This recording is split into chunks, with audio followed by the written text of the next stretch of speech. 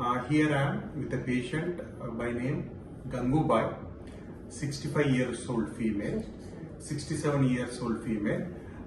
She came to me last month complaining of pain in low back ache with radiation and also bilateral knee pain. So today is a post-op day 4 of spine surgery and she is getting discharged today.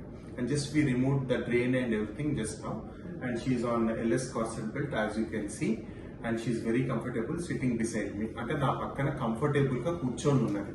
ఇప్పుడు case details కి వస్తే ఈ patient కి విపరీతమైన నడుము నొప్పి plus కాళ్ళు లాగులు అనే కంప్లైంట్ తోటి నా దగ్గరకు వచ్చి జరిగింది. తర్వాత ఆ పేషెంట్ కి మనము అనాలిసిస్ చేసి ఎంఆర్ఐ స్కాన్లు ఇవన్నీ చేసిన తర్వాత మనకు తెలిసింది ఏంటి అంటే L5S1 అనే ఏరియాలో L5 అనేది పార్స్ ఫ్రాక్చర్ అయిపోయి L5 ఎముక ముందటికి జారిపోయింది. దాన్ని మన టర్మినాలజీలో లిస్థెసిస్ అంటాం. సో అది నేను ఇప్పుడు మీకు చూపెట్టబోతున్నాను. ఇప్పుడు ఈ ఎక్స్రేలో మీరు చూస్తే ఇప్పుడు ఇది S1 ఎముక అంటాం, దీన్ని ఇది L5 ఎముక అంటాం. మీరు చూడగలిగితే ఈ ఎముక ఇక్కడ ఉండాల్సింది ముందటికి జారిపోయింది. సో దీన్నే మనం లిస్థెసిస్ అంటాం.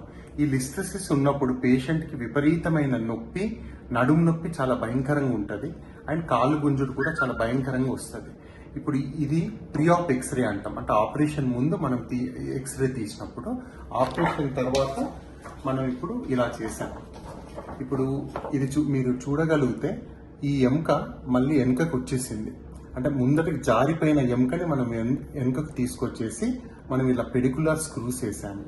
దాంతో పాటు ఇక్కడ టీలీఫ్ కేజ్ వేసాము. ఈ కేజ్ చూడగలుగుతున్నారు కదా మీరు. So this is called tea leaf cage. ఇది ఎందుకు వేస్తాము అంటే యాంటీరియర్ ఫ్యూజన్ కోసం. మనం ఎముకని ఇట్ సైడ్ పోస్టీరియర్ భాగం అంటాం, ఇది యాంటీరియర్ భాగం అంటాం. సో ఈ టీలీఫ్ కేజ్ వేసినందుకు ఈ ఎముక అతుకపోతుంది ఫ్యూచర్ లో. అండ్ ఇప్పుడు ఈ ఎముకకి ఎక్స్ట్రా కేజ్ వేయలేదు, కానీ ఇక్కడ బోన్ గ్రాఫ్ట్ చేసాం. ఇటు తెల్ల కనపడేదంతా బోన్ గ్రాఫ్ట్. సో ఇదంతా కలిపి ఒక యూనిట్ అయిపోతుంది నెక్స్ట్ 1.5 month లో. 1.5 month తర్వాత మనము ఈ బెల్ట్ అనేది పేషెంట్ తీసేసి ఆమె పనులన్నీ చేసుకోగలుగుతుంది. అయితే చాలా మందికి ఈ సర్జరీ ఇంత పెద్ద చేసినప్పుడు కాళ్ళు చచ్చిపడిపోతాయని, కాళ్ళు లాగుతాయని, ఫెయిల్ అవుతుందని ఎన్నో అపోహలు.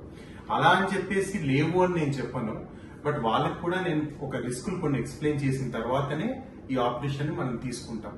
కాబట్టి ఇప్పుడు మీ పేషెంట్ నా డే 4 ఈమెను మనం 2వ రోజే నడిపించాము. ఇప్పుడు ఆమె సొంతంగా లేచి నడుచుడు మీరు చూస్తారు. అవి ఉఠియే और चलिए खुद उधर तक चलिए. మీరు చూస్తున్నారు పేషెంట్ వితౌట్ సపోర్ట్ మంచిగా నడుస్తుంది, ఏ సపోర్ట్ లేకుండా. This is day 4. అవి ఇద్దరు ఆయితే మనం టర్న్ కరి ఆ రాజా. సో మీరు ఎంత నీట్ గా పేషెంట్ నడుస్తుంది మీరు చూడగలుగుతున్నారు. ఈవెన్ పేషెంట్ కి మోకాళ్ళ నొప్పి ఉన్నా కానీ పోస్ట్ ఆప్ స్పైన్ కేస్ తర్వాత ఇంత మంచిగా నడుస్తుంది. కూర్చోండి. She's able to sit on our own. అంటే ఆమె పనుల మీద ఆమె చేసుకోగలుగుతుంది, ఆమెనే కూర్చోగలుగుతుంది అనేది మీకు ఈ వీడియోలో స్పష్టంగా కనపడుతుంది. సో మనం స్పైన్ కేస్ కరెక్ట్ గా జరిగి డయాగ్నోసిస్ కరెక్ట్ ఉండి కరెక్ట్ గా చేస్తే रिजल्ट इतना बहुत अम्मा जी आप बताइए अभी कैसे हो आप? अभी तो मुझे 10 साल से बहुत तकलीफ होती थी, पैरों में चलने से खिंचावट आती थी, कमर दर्द में बहुत दर्द होता था, मैं ठीक तरह से चल नहीं पाती थी. लेकिन अब तो मुझे ये 4 दिनों में ऐसा लगा कि मुझे मुझे कुछ लाभ हुआ है, मुझे अच्छा लाभ हुआ है.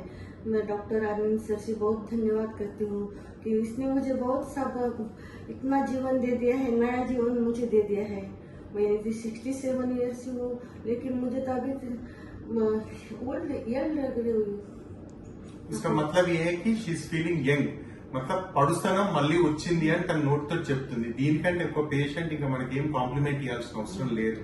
So she is very well and doing very well. Thank you. Thumbs up. Thank you, thank you.